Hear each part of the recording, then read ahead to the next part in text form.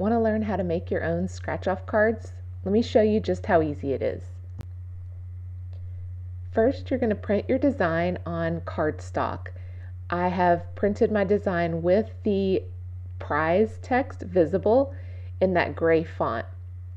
Next, I'm going to cover the entire sheet of cardstock with contact paper.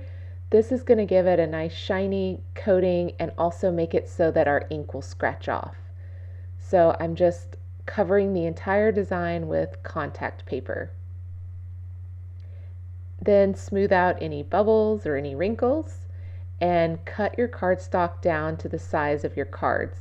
I printed mine in 4x6 size, but you could use any size that you wanted. Alright, now that we have our cards ready, the next step is we're going to screen print a heart on top to cover up the prize text. So I've cut a heart on Oracle 651 and I'm using my transfer tape to transfer that heart shape to the back of my screen printing frame.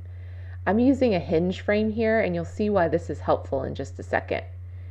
So place that heart on the back of your screen printing frame and then flip your screen over and you're going to put the hinge back together.